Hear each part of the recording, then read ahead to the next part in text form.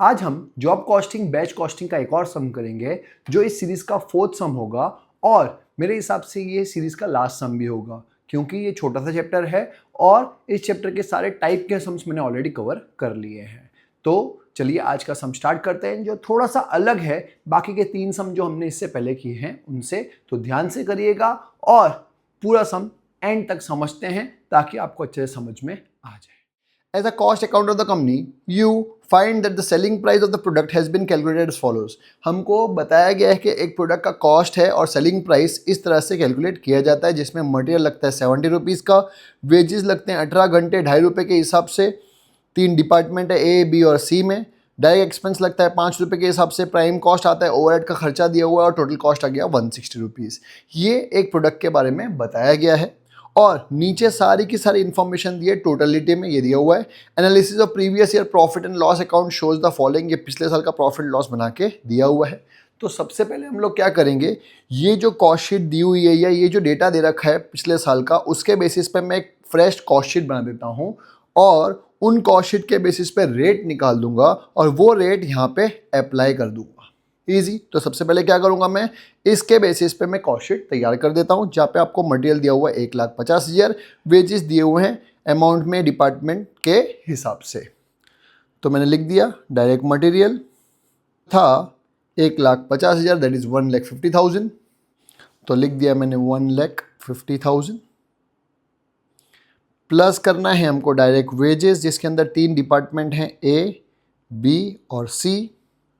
ये दिया हुआ है अमाउंट भी 10,000, 12,000 और 8,000। तो कॉपी कर देता हूँ 10,000, 12,000 और 8,000। ईजी। और एक चीज़ जो ध्यान रखने लायक है वो है डायरेक्ट वेजेस का रेट दिया हुआ है 2.5 पर आवर। इस सम में आपको रेट दिया है 2.5 पर आवर। तो इसका रेट मैं यहाँ पे अप्लाई करके मैं आवर्स निकाल सकता हूँ क्योंकि यहाँ पे आवर्स नहीं दिया अमाउंट दिया हुआ है। तो इन अमाउंट की मदद से और इस रेट की मदद से मैं आवर्स निकाल दूंगा जो पूरे सम में कांस्टेंट चलेंगे।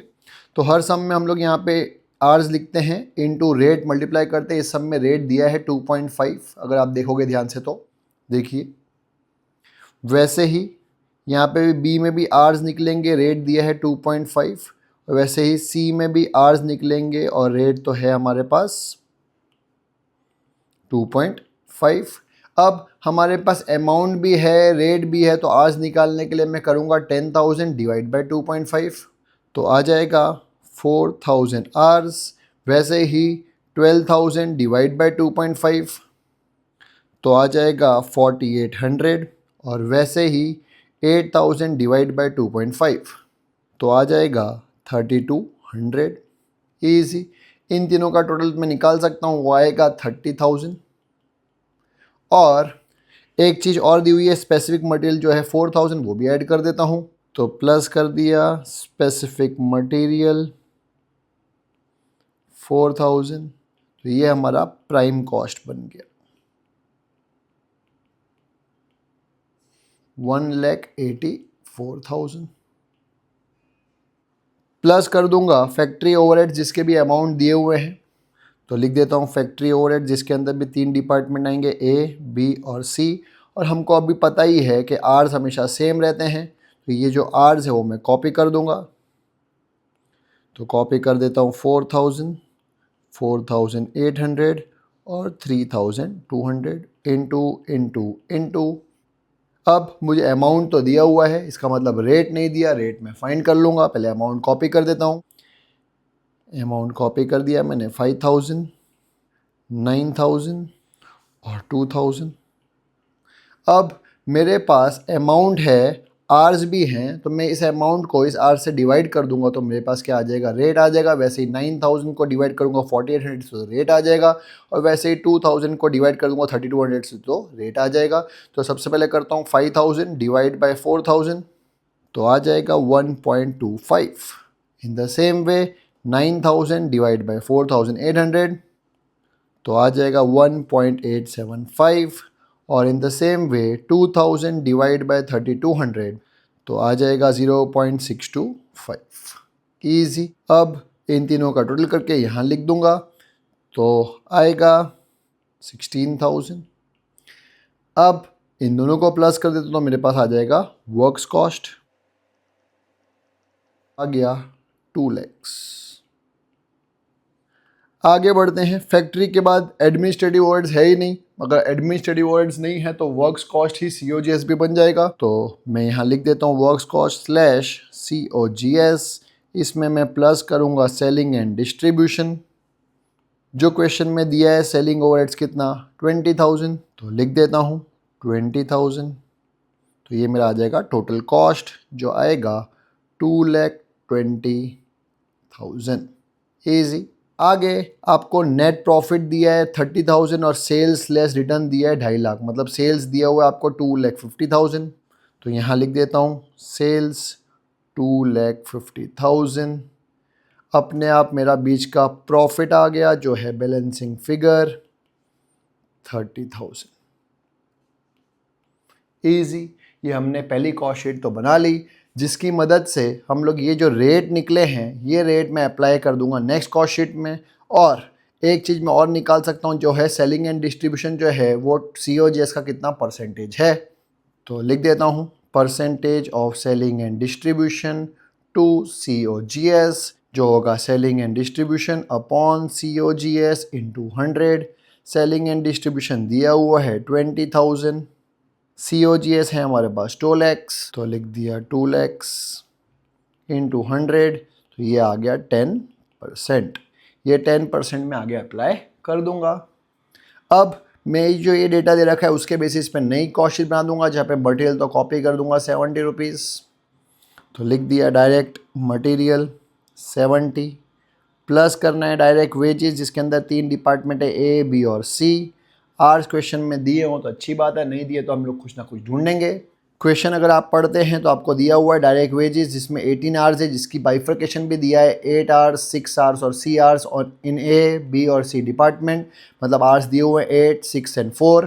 तो लिख दिया 8 आवर्स, 6 आवर्स और 4 आवर्स इंटू रेट ऑलरेडी मेरे पास है 2.5, यहाँ पे भी दिया हुआ है और क्वेश्चन में भी दिया हुआ है।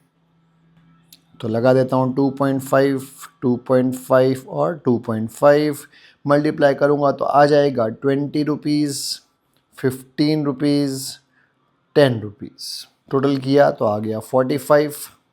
आगे डायरेक्ट एक्सपेंस भी दिया हुआ है कितना 5 रुपये, वो भी ऐड कर दूंगा तो प्राइम कॉस्ट आ जाएगा। तो ऐड कर देता हूँ डायरेक्ट एक्सपेंस 5 रुपीज़, तो ये आ गया हमारा प्राइम कॉस्ट जो आया 120।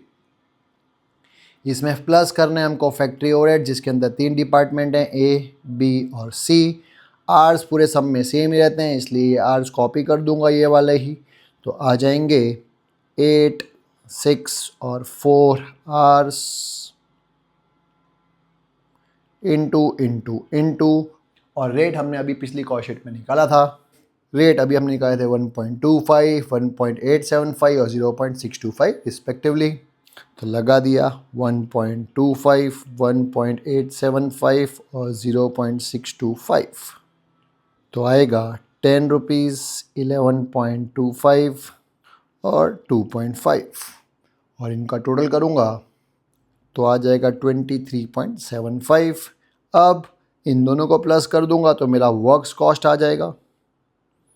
तो लिख देता हूँ वर्क्स कॉस्ट स्लैश COGS, क्योंकि इस सब में एडमिनिस्ट्रेटिव है नहीं, तो ये आ जाएगा 143.75। इसमें मेरे को प्लस करना है सेलिंग एंड डिस्ट्रीब्यूशन, जिसके लिए मैंने एक परसेंटेज निकाला था पिछली पेज पे जो था सेलिंग एंड डिस्ट्रीब्यूशन का परसेंटेज ओवर COGS। तो COGS का अगर मैं 10% निकालूंगा तो सेलिंग एंड डिस्ट्रीब्यूशन आ जाएगा। तो मेरे को करना क्या है COGS का 10% निकालना है, तो लिख देता हूँ इसी का ही 10%, तो आ जाएगा सेलिंग एंड डिस्ट्रीब्यूशन जो आएगा 14.375। तो ये हो जाएगा हमारा टोटल कॉस्ट 158.125। इसमें मेरे को प्लस करना है प्रॉफिट, तो आ जाएगा सेल्स। अब उसके बारे में क्वेश्चन में कुछ बोला होगा, देखते हैं क्या बोला है। क्वेश्चन में बोला है draw up a job cost sheet, वो हमने निकाल दी है। कैलकुलेट रिवाइज कॉस्ट शीट, वो भी हमने कर दिया है। Add to the total cost 20% of profit and give the selling price. हमको 20% प्रॉफिट ऐड करना है किसके ऊपर, कॉस्ट के ऊपर। कॉस्ट के ऊपर कितना टका निकालना है 20%, तो आएगा इसी के ऊपर 20%। परसेंट तो निकल जाएगा प्रॉफिट जो आएगा 31.625। अब इन दोनों को प्लस कर देंगे तो हमारा सेल्स आ जाएगा जो आएगा 189.75 और ये हमारा आंसर भी है। हमारा सम भी कंप्लीट हो चुका है। मुझे उम्मीद है आपको समझ में आया होगा। कोई डाउट हो तो प्लीज़ कमेंट सेक्शन में ज़रूर लिखिएगा, लेकिन अगर अच्छा लगा मेरा वीडियो तो प्लीज़ अपने फ्रेंड्स के साथ ज़रूर शेयर करिएगा ताकि वो लोग भी अच्छे से पढ़ सके। और अगर मेरा चैनल सब्सक्राइब नहीं किया तो सब्सक्राइब ज़रूर कर दीजिएगा, मुझे खुशी होगी और मोटिवेशन मिलेगा कि मैं रोज़ नए वीडियोस बना सकूँ।